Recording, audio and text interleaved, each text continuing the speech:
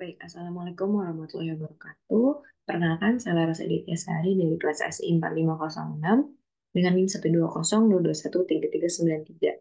Pada video kali ini, saya akan memaparkan mengenai Data Warehouse and Business Intelligence untuk implementasi dashboard toko retail online Shopaholic sebagai pemenuhan tugas remedial mata kuliah.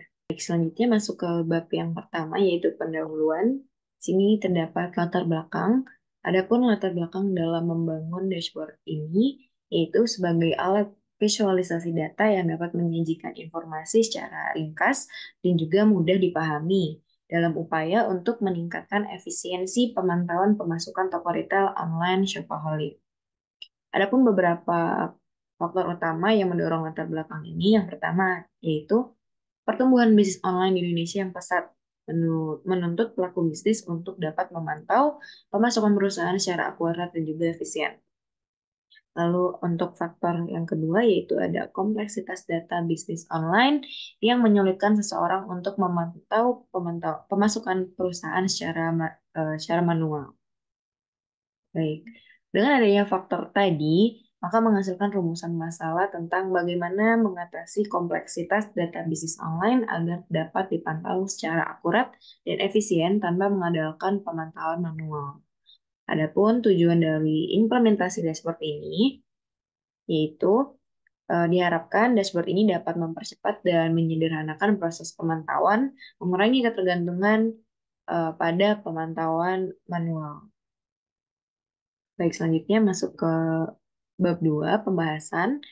Yang pertama ada objektif. Objektif dari perancang dashboard ini yaitu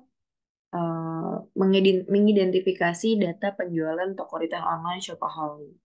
Selanjutnya, di balance scorecard, yaitu kerangka kerja manajemen strategis yang dirancang untuk mengukur pemantauan kinerja organisasi dari 4 aspek utama, yaitu financial, customer, internal process, dan juga learning and growth.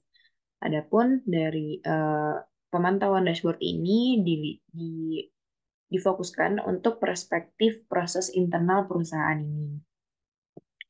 Uh, Dapat dilihat di sana di tabel balance scorecard terdapat beberapa komponen.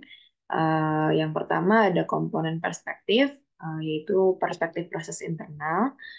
Dan selanjutnya ada komponen goal atau tujuan, yaitu untuk meningkatkan efisiensi dan efektivitas proses internal. Selanjutnya ada komponen objektif, eh, untuk mengoptimalkan proses-proses yang menghasilkan produk atau layanan. Selanjutnya, sub-objektif dari objektif tersebut yaitu mendorong terciptanya produk atau layanan baru yang inovatif seperti meringankan proses pemantauan. Selanjutnya ada target. Targetnya diharapkan dashboard ini dapat meningkatkan kecepatan pengambilan keputusan. Selanjutnya, measurement yang digunakan yang pertama ada persentase perbandingan revenue antar gender, kedua ada grafik atau tabel pendapatan bulanan, lalu yang ketiga ada pertumbuhan pendapatan tahunan dalam grafik, lalu yang keempat terdapat persentase kontribusi pendapatan dari setiap kategori produk yang dijual. Oke, selanjutnya inisiatif atau apa yang dilakukan oleh uh, yang dapat dilakukan yaitu adalah membuat dashboard sebagai alat visualisasi data. Oke, masuk ke KPI atau Key Performance Indicator. Um, Key Performance Indicator ini merupakan parameter yang digunakan untuk membantu mengenali sektor yang perlu mendapat perhatian dari sasaran bisnis.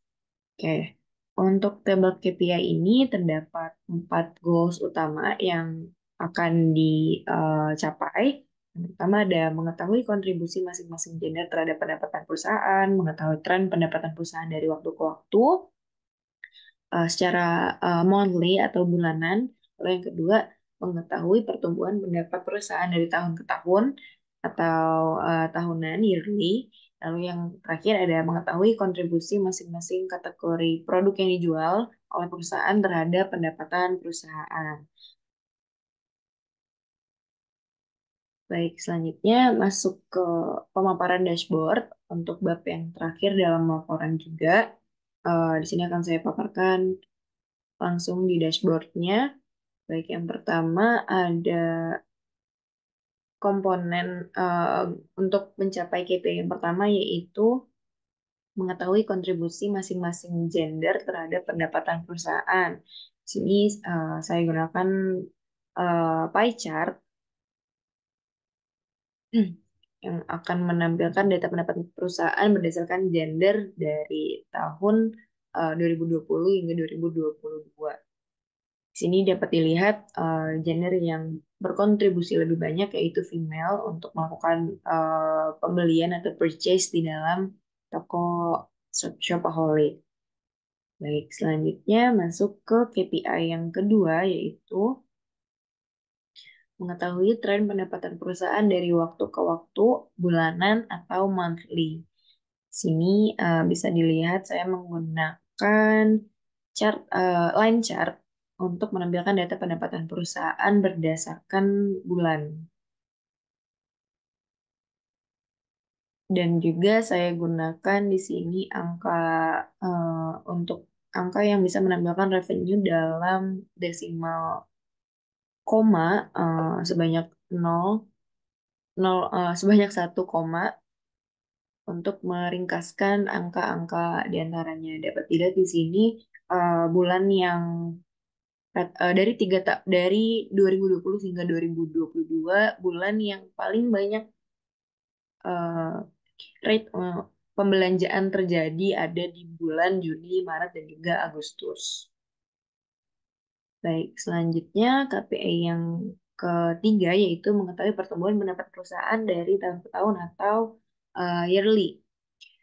Di sini saya gunakan line chart untuk menampilkan rate eh, revenue yang dihasilkan dari tahun 2020, 2021, dan 2022.